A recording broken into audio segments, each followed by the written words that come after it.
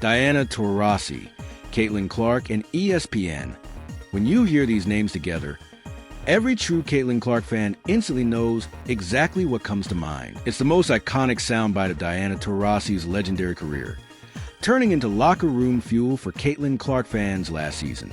Though Diana likely meant no harm, her words perfectly reflected the dismissive attitude of the old guard. It's the most iconic soundbite of Diana Taurasi's legendary career, turning into locker room fuel for Caitlin Clark fans last season.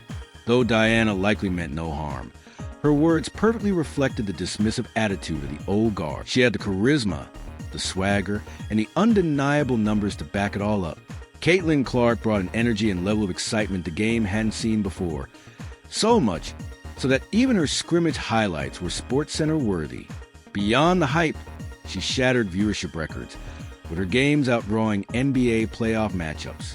Yet, what made this moment even more intriguing was Diana Taurasi's virality is coming line before Caitlin entered the WNBA. That statement ended up being the truest preview of what Clark was about to face. Caitlin Clark entered the league riding a tidal wave of hype fueled by record-breaking ratings. She pulled in a staggering 18.9 million viewers during the women's final against South Carolina, making it the most watched college women's game ever, even surpassing the men's final. And if critics want to argue that fans are just tuning in for South Carolina, well, this year's March Madness tells a different story.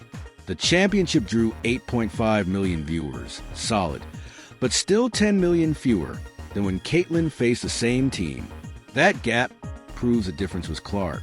So, whether you love her or not, her star power is undeniable. Naturally, when she transitioned into the WNBA, the spotlight came with her. But with that spotlight came scrutiny, heavy scrutiny, especially from the so-called old guard of women's basketball, who were quick to question whether Caitlin could live up to the hype she carried in. Veteran players and longtime analysts who had paid their dues in a league that constantly fought for visibility suddenly watched all the cameras swing toward one rookie. And let's be honest, some of that reaction looked a lot like jealousy. Whispers started that Caitlin Clark hadn't earned it yet, that the true proving ground was the WNBA. That's exactly why Diana Taurasi's now famous reality is coming line went viral. It became a rallying point for both sides of Caitlin Clark debate. Old school fans offended Taurasi, arguing she was simply being honest and preparing Clark for the league's higher physicality, faster pace, and deeper talent. Meanwhile, Clark supporters saw it as dismissive, especially given that Caitlin had just rewritten the college basketball record books. And truthfully, they weren't entirely wrong. The WNBA is a different beast, and Caitlin definitely experienced a transition phase early on. But the difference? She didn't flinch. She adapted, she sharpened, and before long, she went on an absolute tear. After the Olympic break, Caitlin Clark hit another gear, averaging 23 points per game with the poise and confidence of a seasoned veteran. She wasn't just scoring, she was leading, lifting a franchise-long considered a bottom feeder straight into the playoffs. That's not luck, that's a game changer. By season's end, she averaged 19.2 points, 5.7 rebounds, and a league-best 8.4 assists across 40 games.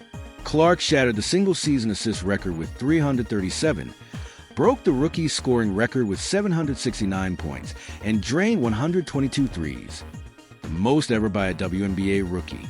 She absorbed the physicality, adjusted to speed, thrived under immense pressure, and despite what Sheryl Swoopes might argue, she dominated.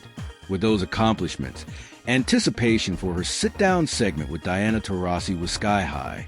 Fans wanted to see if the two would finally address the tension surrounding Diana's infamous reality is coming line. It didn't take long before Taurasi confronted the elephant in the room. This exchange may have been lighthearted, but it carried real weight. In that moment, Diana essentially admitted, "I was wrong to doubt you," and she did on national television, something she didn't have to do. Caitlin played along with a smile, but make no mistake, it mattered. They could have smoothed things over privately, and by all accounts, there were no hard feelings during the 2024 season. Caitlin has always shown respect to the veterans, especially Diana, one of the players she grew up admiring, though some argue she respects the old guard a little too much. Still, Taurasi's public acknowledgement was powerful. It signaled to critics and haters alike that the narrative had shifted.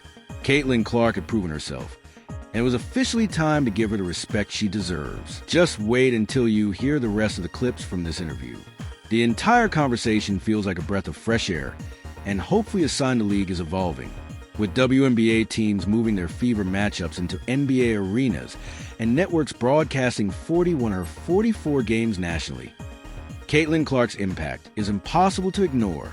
She's creating opportunities for the league that haven't existed before. And now, even the veterans who were slow to embrace her are starting to change their tune.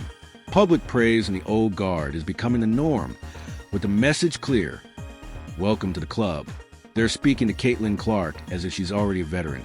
And honestly, it fits. She's no longer just a face of the next generation.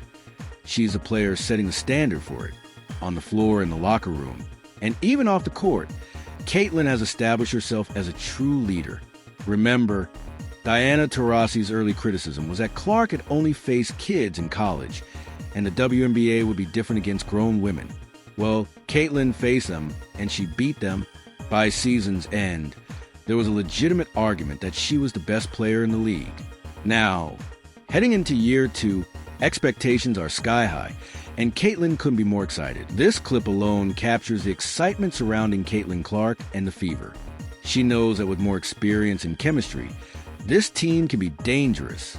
Even Sydney Colson, a respected veteran who left the back-to-back champion Aces to join Indiana, admitted the Fever became the team nobody wanted to face at the end of last season. And she's right. Indiana figured it out. Their offense sharpened, their defense communicated better, and most importantly, they believed they could win. Under Clark's leadership, the Fever jumped from a 13 to 27 poverty record in 2023 to 20-20 in 2024, earning their first playoff berth since 2016. And now, they've added even more fire